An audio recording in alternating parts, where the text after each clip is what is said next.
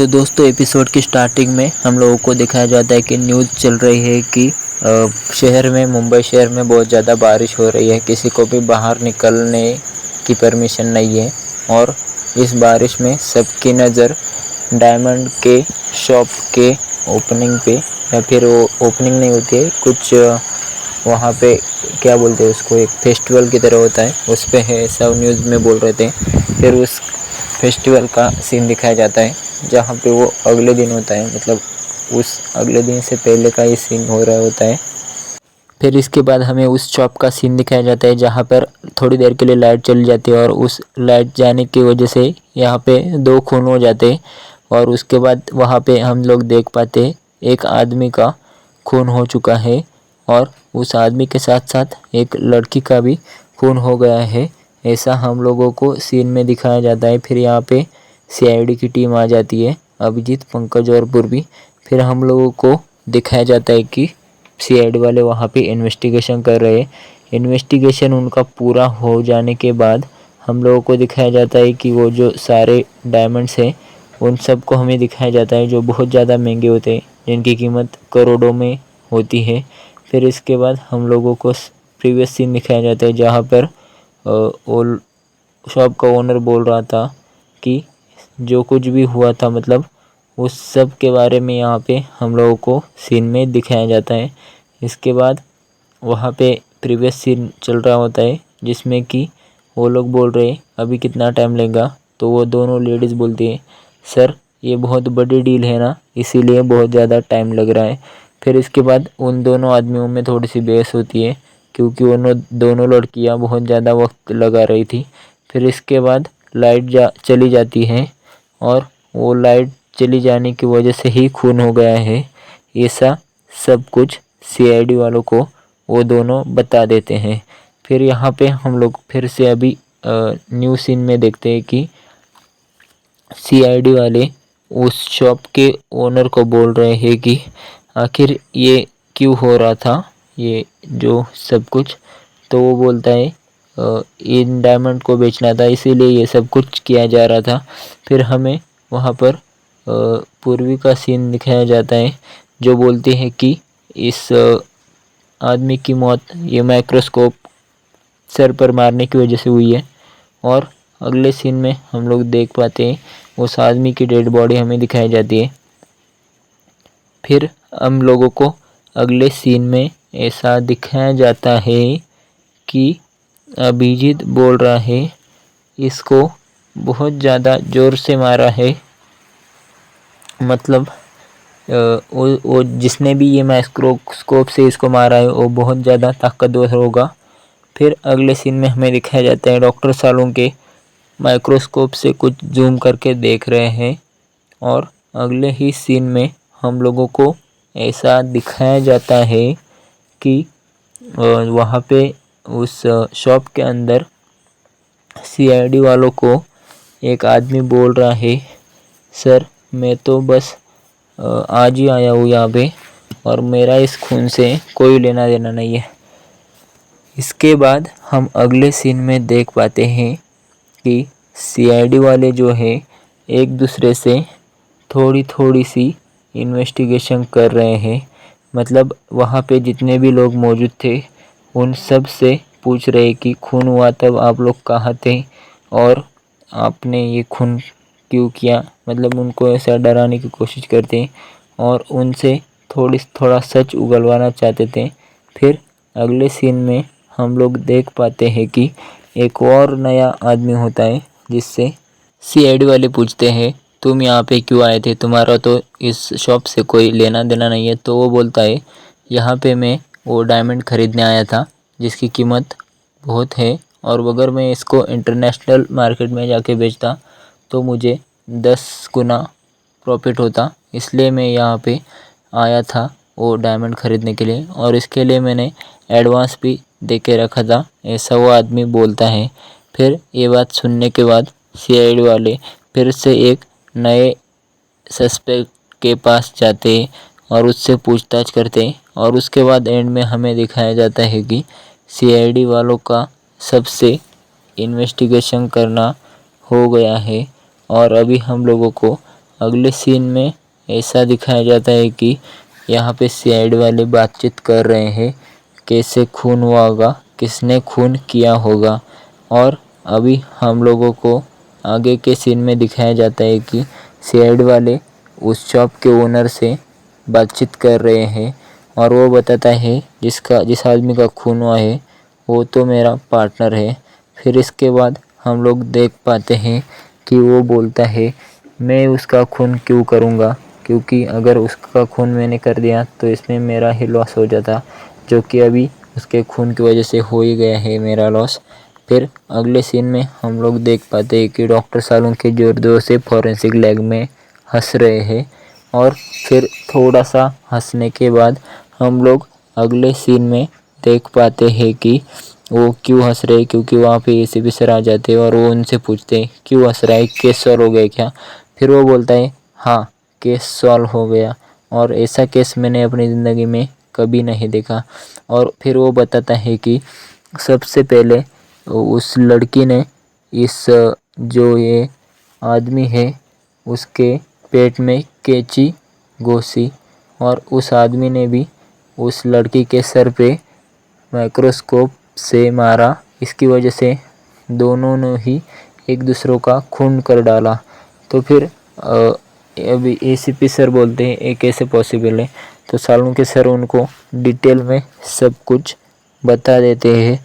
फिर अब हम लोग आगे के सीन में देख पाते हैं पंकज को सीआईडी से मतलब फॉरेंसिक लैब से एसीपी सर का कॉल आया था और वो बता देते हैं कि केस सॉल्व हो गया है। तो पंकज बहुत ज़्यादा खुश हो जाता है और यहाँ पर अभिजीत और दया बोलते हैं कि अब ये पता लगाना पड़ेगा सबसे पहले किसने किसको मारा है।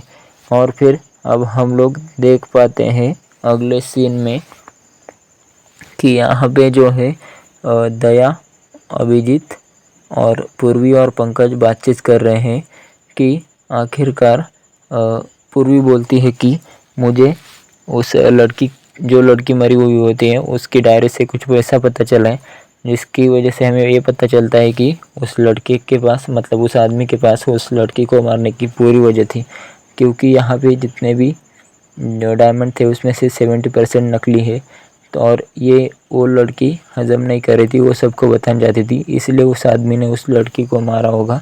फिर अगले सीन में हम लोग देख पाते हैं पंकज वो डायमंड उठाना चाहता था और वो उठाने जा ही रहा था। इसकी वजह से वो वहाँ का पूरा जो शॉप होता है वो लॉक हो जाता है। फिर इसके बाद वो जो दुकानदार होता है मतलब जो शॉप ओनर होता है वो बोलता है मैं एक सिक्योरिटी टीम को कॉल करता हूँ और उनको बोलता हूँ कि बाहर आके दरवाज़ा खोले। फिर अगले सीन में हम लोगों को ऐसा दिखाया जाता है पंकज बोल रहा है मेरी तो अभी शादी नहीं हुई है, अगर ये दरवाज़ा नहीं खुला तो मेरा क्या होगा। तो ये थोड़ा सा कॉमेडी सीन था। इसके बाद हम लोग देख पाते हैं कि वो शॉप ओनर जो है वो सिक्योरिटी टीम को कॉल करने के लिए चला जाता है। और अगले ही सीन में हम लोगों को ऐसा देखने को मिलता है कि जो वहाँ पे एक आदमी होता है दूसरा सस्पेक्ट हुई होता है मतलब वो बोलता है कि ये डायमंड की जो कल की डील है वो किसी भी हाल में होनी चाहिए सर, प्लीज़ आप लोग कुछ भी करके ये लॉक खोल दीजिए। और फिर यहाँ पे हम लोग देख पाते हैं कि दया सर जो है एसीपी सर को कॉल करते और यहाँ का सिचुएशन सब कुछ बता देते। वो बताते हैं कि यहाँ पे जो है क्या बोलते हैं मतलब यहाँ पे दरवाज़ा लॉक हो गया है और अभी हम लोग यहाँ पे लॉक हो गए अंदर। और वो ये भी बताता है कि उस लड़की की डायरी से ऐसा पता चला है कि उस आदमी के पास पूरी वजह थी उस लड़की को मारने के लिए, क्योंकि वो 70% नकली डायमंड का सच सबके सामने लाना चाहती थी। फिर यहाँ पे एसीपी सर बोलते हैं तुमको जो भी मदद चाहिए वो सब कुछ हम लोग बताते हैं आपको। फिर यहाँ पे फिर से हमें पंकज का सीन दिखाया जाता है जहाँ पे पंकज देखता है कि वहाँ से जब उसने वो डायमंड का ग्लास उठाया था तो वहाँ पे डायमंड था लेकिन अभी वो डायमंड नहीं है। तो फिर ये बात सबको बताई जाती है। तो यहाँ पे अभी हम लोग देखते हैं कि सीआईडी वाले सबकी तलाशी लेना शुरू कर देते, क्योंकि सीआईडी वालों को शक था कि इन्हीं में से किसी ने वो डायमंड चुराया होगा। फिर सीआईडी वाले सबकी तलाशी ले लेते हैं और सबकी तलाशी लेने के साथ साथ वो बाकी आसपास की चीज़ों की भी तलाशी लेना शुरू कर देते हैं। तो थोड़ी सी तलाशी लेने के बाद हमें आगे के सीन में ऐसा दिखाया जाता है कि पूर्वी को वो डायमंड उस पेड़ के गमले में मिल जाता है। तो इसके बाद पूर्वी सबको ये डायमंड दिखा देती है, मतलब सीआईडी वालों को। तो वो लोग बोलते हैं कि सीआईडी वाले बोलते हैं ये डायमंड आप में से किसने यहाँ पे डाला था, बताओ जल्दी। तो कोई कुछ नहीं बोलता है। फिर अब हम लोग आगे के सीन में देख पाते हैं कि ये डायमंड जो है वो नकली है, ऐसा सीआईडी वालों को पता चल जाता है। फिर अगले ही सीन में हम लोग देख पाते हैं एक लेडी जो होती है वहाँ पे, उसको थोड़ी सी थकावट हो रही थी और वो इधर चक्कर आके गिर जाती है। फिर अभी हम लोग आगे के सीन में देखते हैं सब लोग उसकी तरफ भागते हैं और उसे उठाते हैं। उसे पानी पिलाने के बाद वो होश में आती है और बोलती है हाँ मैं ठीक हूँ। और फिर सीआईडी वाले चर्चा करते हैं कि रूम लॉक होने की वजह से यहाँ पे ऑक्सीजन नहीं आ रहा होगा और इसीलिए शायद इनको चक्कर आ गए होंगे। फिर इसके बाद हम लोग अगले सीन में देख पाते हैं कि वहाँ का जो शॉप ओनर होता है वो बोलता है सर वेंटिलेशन शायद लाइट जाने की वजह से काम नहीं कर रहा होगा। फिर अगले सीन में हमें फिर से डॉक्टर सालुंके का सीन दिखाया जाता है, जिसमें डॉक्टर सालुंके उन लाशों की तहकीकात कर रहे थे। और फिर यहाँ पे दया से वीडियो कॉल पे बात करते हैं कि मुझे कुछ ऐसा पता चला है जो बहुत ज़्यादा शौकीन है, क्योंकि डॉक्टर सालुंके को ऐसी चीज़ पता चली थी कि वो जो डॉक्टर दोनों का मर्डर हुआ था उनमें से केवल उस लेडीज़ ने ही उस आदमी को मार दिया था, उस आदमी ने उस लड़के को नहीं मारा था। तो फिर इस बात को एक्सप्लेन करने के लिए सालुंके सर हम लोगों को बताते हैं कि अगर उस आदमी ने उस लड़की को माइक्रोस्कोप से मारना शुरू कर दिया होता तो उस लड़की ने अपने बचाव में उसके हाथ की कैंची उस आदमी के सीने में घुसा दी होती, लेकिन उस आदमी के सीने में घुसी हुई कैंची का घाव नीचे से ऊपर नहीं ऊपर से नीचे है। तो इसका मतलब साफ है कि उस आदमी ने उस लड़की को सबसे पहले मारा और उस आदमी को किसी और ने ही मारा है। तो फिर इस बात के बाद हम लोग देख पाते हैं कि सालुंके सर आगे बताते हैं उन सीआईडी वालों को, मतलब कि दया सर, अभिजीत सर, पूर्वी मैम, पंकज सर, उन सब को सीआईडी वाले ये बात बताते हैं कि वहाँ पे तुम लोग चेक करो ठीक से और अगर कुछ पता चले तो हमें बता देना। फिर अगले सीन में हम लोग देख पाते हैं कि वहाँ पे जो 4 लोग होते हैं उनकी बहस चल रही है उस डील की वजह से, क्योंकि अगर वो डील कैंसिल हो जाए तो उनको बहुत बड़ा नुकसान हो जाएगा। फिर अगले सीन में हम लोग देखते हैं पंकज वहाँ पे आ जाता है और पंकज ये बात बताता है कि उनका जो है फ़ोन था, जहाँ पे उस लड़की का फ़ोन था, वो फ़ोन तो मिल गया है लेकिन उस आदमी के पास कोई फ़ोन नहीं मिला है। तो इसकी वजह से वहाँ पे सीआईडी वाले उस आदमी का मोबाइल ढूंढना शुरू कर देते हैं और थोड़ी सी तहकीकात के बाद उनको वहाँ पे वो मोबाइल मिल जाता है, क्योंकि पंकज के पास मोबाइल डिटेक्टर था। फिर इसके बाद हम लोग देखते हैं कि उसके मोबाइल में कुछ बहुत ही महत्वपूर्ण जानकारी थी, उसे डिलीट कर दिया था। तो अभिजीत पंकज को उस डाटा रिकवर करने को बोलता है। फिर यहाँ पे डॉक्टर तारिका सीआईडी वालों को बता रही थी कि मुझे उस दोनों की लाश से कुछ ऐसी चीज़ पता चली है जिसकी वजह से मैं भी शॉक हो गई थी। फिर उसके बाद वो बताती है कि मुझे इन दोनों की लाश से ये पता चला है कि जो आदमी है वो ड्रग्स लेता था और उसकी वजह से उसे बहुत बड़ी बीमारी आगे चल के हो सकती थी। और इसी बात का फ़ायदा उठा के शायद कोई उसे गलत दवाइयाँ दे रहा था ताकि वो अपने आप भी मर जाता। तो मतलब कि उसे मारने के लिए पहले भी थोड़ी सी साजिश की गई थी। तो फिर अभी हम लोगों को आगे के सीन में फिर से डॉक्टर सालून के थोड़ा सा चर्चा कर रहे हैं सीआईडी वालों से वीडियो कॉल पे, ऐसा दिखाते हैं। ये सब दिखाने के बाद यहाँ पे पंकज आ जाता है। पंकज बोलता है कि उस आदमी का मोबाइल रिकवर हो चुका है, मतलब उसमें जो भी स्टोरेज थी वो सब वापस मैंने ला ली है। तो अब हमें अगले सीन में दिखाया जाता है कि कुछ इम्पोर्टेंट मैसेजेस थे और कुछ इम्पोर्टेंट कंटेंट था जिसे डिलीट कर दिया गया था। और ये अभिजीत पढ़ता है वो कंटेंट जो कि उस 70% नकली डायमंड का ही बारे में था। और फिर सीआईडी वालों को एक क्लिप भी मिलती है, ऑडियो क्लिप उसमें। तो फिर सब लोग बोलते हैं जल्दी सुनाओ वो ऑडियो क्लिप। तो फिर जैसे ही वो ऑडियो क्लिप प्ले की जाती है वहाँ पे एक आदमी बोल रहा होता है कि अभी हमारा प्लान पूरा नहीं हुआ है, लेकिन जल्दी हमारा प्लान पूरा हो जाएगा और सारा सच सब लोगों के सामने आ जाएगा। और फिर इस ऑडियो क्लिप की वजह से सीआईडी वालों को पता चल जाता है कि जो भी आदमी बोल रहा है इस ऑडियो में उसको अस्थमा की बीमारी है। मतलब कि जैसे कि आप लोग मान सकते हो कि वो आदमी को बार बार वेंटिलेटर लेना ज़रूरी होगा, मतलब कि वो बार बार अचानक से सांस लेता होगा। मतलब कि अगर जैसे कोई गड़बड़ाहट वाली चीज़ हो जाए तो मतलब कि जैसे धुआं वगैरह वो सूंघ ले तो उसे तुरंत उसे मुंह पे लगा के शांति मिलेगी, ऐसा मतलब सीआईडी वालों को पता चल जाता है। तो फिर ये बात पता चल जाने के बाद सीआईडी वाले मतलब एसीपी सर उन दया और अभिजीत को बोलते हैं जल्दी से ढूंढ लो इस आदमी को। तो फिर अभिजीत यहाँ पे पंकज को बोलता है पंकज अभी थोड़ा सा जाल बिछा लो, इस मछली को पकड़ना है।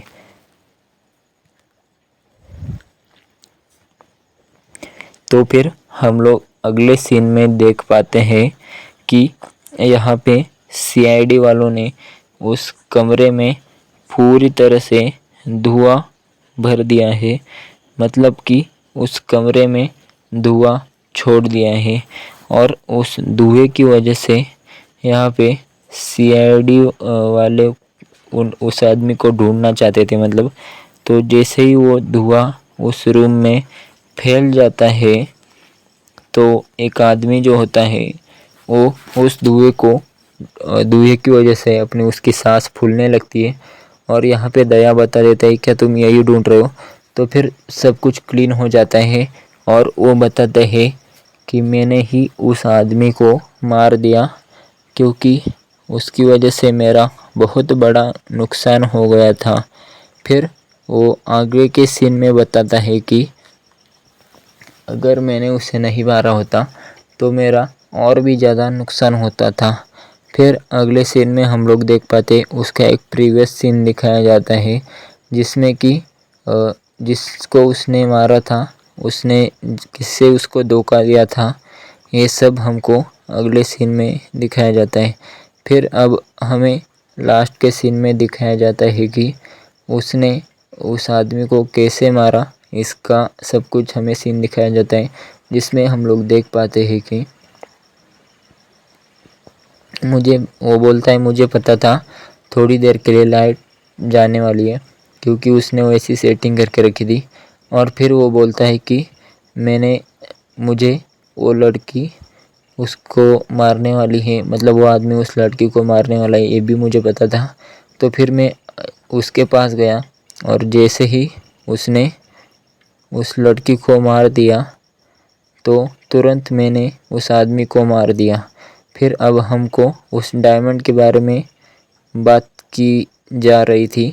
तो यहाँ पे एक दूसरा आदमी होता है, उसने वो डायमंड चुरा लिया था और ये चीज़ भी हमें यहाँ पे साफ साफ बताई जाती है सीआईडी वालों के द्वारा। मतलब कि जिस आदमी ने खून किया था उसने ये डायमंड की चोरी नहीं की थी।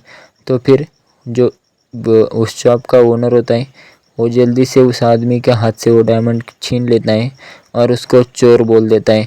फिर यहाँ पे एंड में हमको दिखाया जाता है कि अभिजीत सर बोल रहे हैं कि तुमको खून के इल्ज़ाम में और तुमको चोरी के इल्ज़ाम में बहुत बड़ी जेल होगी।